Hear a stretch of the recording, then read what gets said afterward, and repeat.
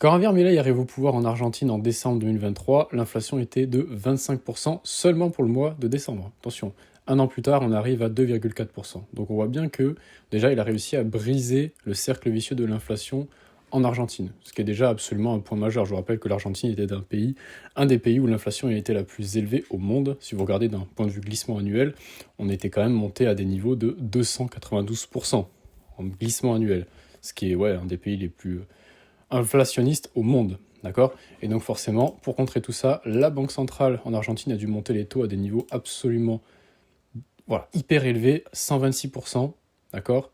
Un an après, donc ça, c'était 126% à l'arrivée de Javier Milei. Un an après, on est à 32% de taux d'intérêt. Donc là également, pareil, on voit une baisse absolument massive, qui évidemment, si elle se poursuit, et pour l'instant, en tout cas, il y a tout ce qu'il faut pour que ça continue de se poursuivre, la baisse de l'inflation, etc. Et donc, voilà, au bout d'un moment, les taux d'intérêt vont arriver à des niveaux intéressants pour vraiment relancer l'économie. D'ailleurs, petit point important à préciser. Là, on regarde d'un point de vue mensuel, c'est important parce qu'on voit que depuis l'élection justement de Javier Milei, ça n'arrête pas de baisser le rythme de l'inflation en mensuel. Parce qu'il y a plein justement de sites un peu malhonnêtes anti-Javier Milei. Et en fait, là, il ne s'agit pas d'être pro ou anti-Javier Milei dans cette vidéo. On regarde juste les chiffres à froid et c'est tout, quoi. C'est tout. Et quand on regarde, il se base sur ce genre de graphique en disant, ben voilà, il s'est fait élire ici en décembre 2023, inflation 200%, hop. Quelques mois après, en avril encore, l'inflation, en soi, si on regardait que d'un point de vue annuel, elle continuait d'augmenter. Donc elle est arrivée jusqu'à 292%, ce qui est c'est absolument énorme. Et donc là, il y en a plein assez malhonnêtes qui vont dire, ah ben regardez, Javier Milei, ce qu'il fait, sa politique ultra-libérale, ça marche pas, donc vous voyez bien que ça fonctionne pas. Voilà, bref. Ben non, en fait, c'est juste que, vu que c'est en glissement annuel, quand on regarde d'un point de vue mensuel, la hausse brutale de l'inflation, voilà, ça commençait à fortement baisser. Mais justement, vous avez donc encore une inflation, par exemple, au mois de janvier, à 20%. Moins élevée qu'avant, mais ça reste une augmentation de prix de 20%. Quand on dit que l'inflation baisse, et ça c'est pareil pour le monde entier, c'est pareil pour chez nous, quand on dit que l'inflation passe de 4% à 2%, on dit qu'elle a baissé, c'est faux. Oui, elle a baissé. Mais dans la réalité, c'est juste que les prix, au lieu de monter à 4%, ils grimpent à 2%. Donc là, c'est la même chose en Argentine. Mais n'empêche que, en tout cas, vous êtes obligé de passer par là pour casser l'inflation. Et donc maintenant, on arrive à du 2,4%. Donc le progrès est absolument majeur. Vous savez, quand vous arriviez en Argentine dans un magasin, il y a encore pas longtemps, on vous disait clairement que le prix qui était affiché en rayon, il pouvait être différent à la caisse, tellement l'inflation était élevée et que les prix pouvaient changer quand vous faisiez même vos courses. Ok, donc ça, c'est un truc de fou. D'accord, c'est un truc de fou. Maintenant, si on regarde d'un point de vue, alors, prévision économique, on a justement des prévisions de croissance en hausse.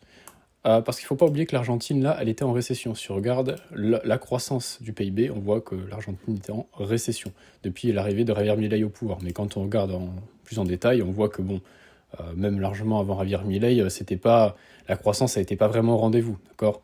Là, on a eu l'effet de reprise après la crise sanitaire, mais bon. Bref. Donc, maintenant, on est en récession, normal. Quand vous avez un choc comme Javier Milei qui arrive, qui vont faire des politiques d'austérité absolument majeures, donc licencier beaucoup de fonctionnaires, couper beaucoup d'aides, les chantiers publics à l'arrêt, etc. Mesures d'austérité absolument massives. On est passé d'ailleurs de 18 ministères en Argentine à 9 ministères. Vous voyez bien qu'il y a eu absolument Là, ils ont serré la ceinture au maximum. Enfin, au maximum. En tout cas, ils n'ont pas forcément pu faire... Javier Milei n'a pas fait tout ce qu'il voulait faire encore, loin de là. Parce qu'il n'a pas la majorité au Parlement. Ça, il faut bien le préciser. C'est important de le savoir. Donc justement, et c'est pour ça qu'après dans la vidéo, on va parler de ce qu'il va continuer ce qu'il va faire après, plus tard, l'année prochaine.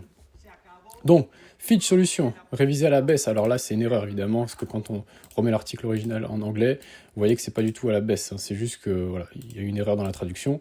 Donc, à réviser sa perspective de croissance du PIB argentin de 2,5 à 2,8%. D'accord ?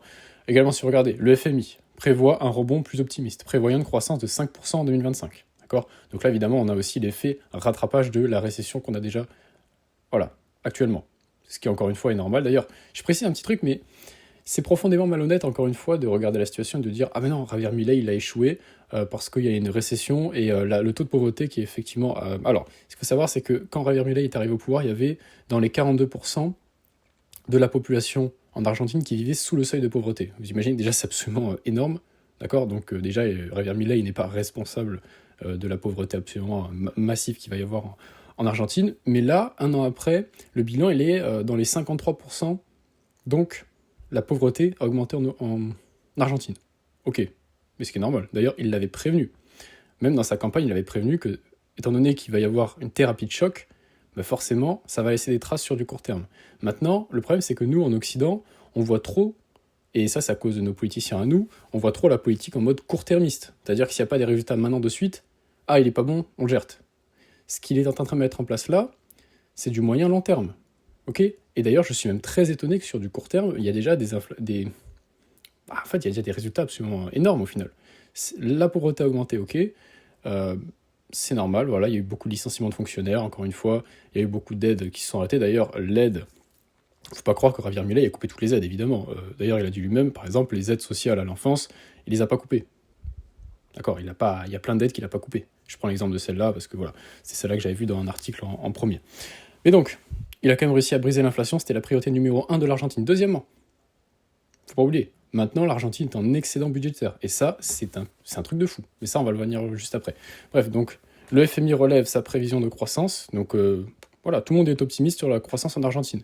Pareil, l'OCDE s'attend à une amélioration plus modérée, par contre, projetant une croissance à 3,9%. Donc, on voit que dans tous les cas, même si ils vont pas avoir les mêmes prévisions, tout le monde relève les prévisions de croissance. J'avais vu également un article de JP Morgan qui relevait les prévisions de croissance. Maintenant, si on regarde un peu plus en détail, donc comme on l'a dit, la récession, ce qui est normal, et il a même dit, c'est un peu comme pendant la Seconde Guerre mondiale. Churchill avait dit clairement que va y avoir du sang et des larmes, parce qu'il fallait gagner la Seconde Guerre mondiale, tout simplement.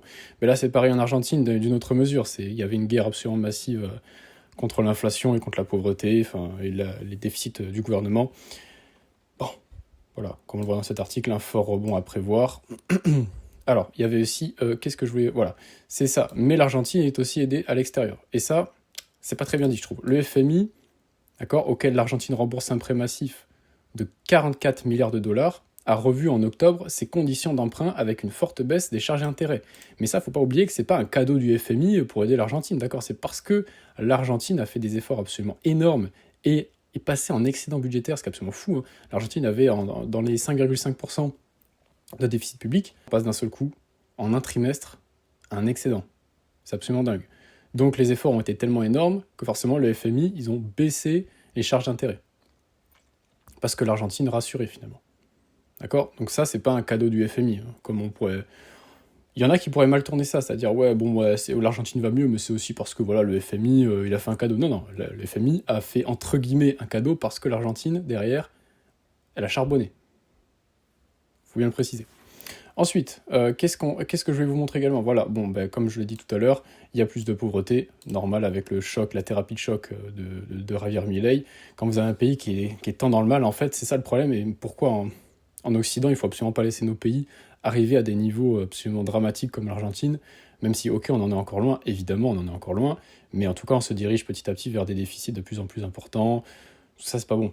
D'accord? Et si vous arrivez dans un pays qui est vraiment dans une situation très périlleuse, la thérapie de choc, elle doit être violente après.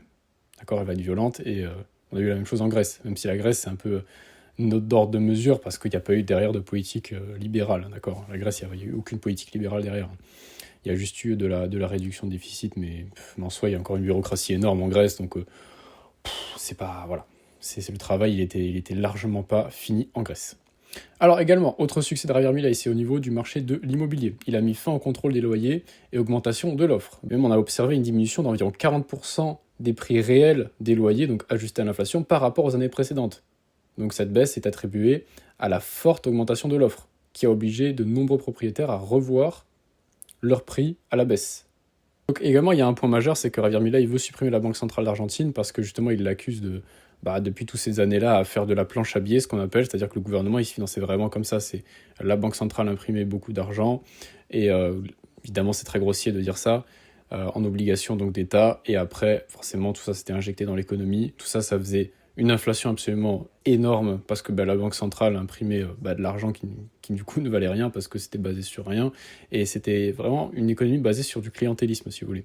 Qu'est-ce que ça veut dire? Ça veut dire que voilà, les gouvernements en place, pour faire plaisir à la population et pour se faire réélire, c'est ce qu'on a aussi également en France, hein, d'accord? C'est qu'ils vont arroser, ils vont arroser, ils vont arroser, ils vont embaucher des fonctionnaires, ils vont arroser d'aides sociales absolument conséquent, de subventions, de ce que vous voulez. Bref, ils vont absolument arroser l'économie de tout ce qu'ils peuvent au niveau de l'argent public. Et donc forcément, tout ça, c'est hyper inflationniste. C'est pour ça que Javier Milei, sa première préoccupation, c'était de casser le déficit public, qui était vraiment financé en fait pour ça. C'était financé comme ça. C'était de l'émission monétaire, du coup, une monnaie qui ne valait plus rien, parce que forcément, si vous avez, vous allez émettre plein de monnaies, c'est bien, mais si derrière il n'y a pas de richesses qui vont être créées, ça sert à rien. Et du coup, forcément, tout ça va avoir une augmentation des prix parce que la monnaie va être de moins en moins rare, tout simplement. C'est un mécanisme assez simple en réalité. Dit comme ça, évidemment, dans les détails, c'est beaucoup plus complexe. Hein. Je vais vous faire un résumé très grossier. Mais bon, moi, ce qui me fait un peu rigoler, c'est le traitement médiatique. C'est-à-dire que avant son élection, ou dès qu'il a été élu le premier jour, les critiques, c'était absolument dingue. C'était l'économie va s'écrouler, c'est la fin de l'Argentine. En fait, un an après, on arrive à un point où on voit que l'inflation a donc drastiquement diminué en intensité. On a des prévisions de croissance qui sont bonnes. Oui, il y a eu de la casse, évidemment, c'est logique. Il l'avait prévenu. Sur du court terme, ça allait être compliqué. D'ailleurs, je me rappelle aussi d'un truc qu'il avait dit, c'était que, en fait, il n'avait pas de plan B. D'accord? C'était que si, du coup, la population n'acceptait plus ça, n'acceptait plus sur du court terme de la casse, parce qu'évidemment, c'est de la casse, tout ça. Évidemment. Il y a eu plein de fonctionnaires qui ont été virés, beaucoup d'aides coupées. Forcément, la pauvreté, elle a augmenté. Mais si la population, dans plusieurs années, ne l'accepte toujours pas, il n'a pas de plan B. Il l'a annoncé. C'est la seule chose qu'il y a à faire pour que l'Argentine aille mieux. Donc sur du long terme, s'il arrive à faire ce qu'il veut faire, d'ailleurs, là, on parle bien d'économie, évidemment, tout ce qui est sujets sociétaux, on les aborde pas, on s'en fiche, c'est pas notre rôle. Mais en tout cas, il ne faut pas oublier une chose, il n'a pas la majorité au Parlement. Donc il n'a pas encore fait tout ce qu'il voulait faire. Il a encore pour projet de supprimer la Banque centrale argentine pour dollariser l'économie. Mais ça, évidemment, ça se fait pas en un claquement de doigts, d'accord? Il faut constituer des réserves de dollars américains conséquentes. Ça se fait vraiment pas du jour au lendemain. Donc tout ça, il n'a pas encore commencé. Alors évidemment, une introduction du dollar américain, pourquoi il veut faire ça en soi? En fait, c'est qu'il n'a pas confiance, d'accord, en la Banque centrale d'Argentine. Parce que lui, il peut avoir confiance dans sa politique et faire aller de l'avant au pays. Le truc, c'est qu'il peut se dire aussi, et je crois qu'il l'avait dit dans une interview, que, en fait, d'accord, mais quand il sera plus président, est-ce qu'il n'y a pas d'autres politiciens qui vont prendre le pouvoir et qui vont recontinuer à faire n'importe quoi avec la planche à billets, etc.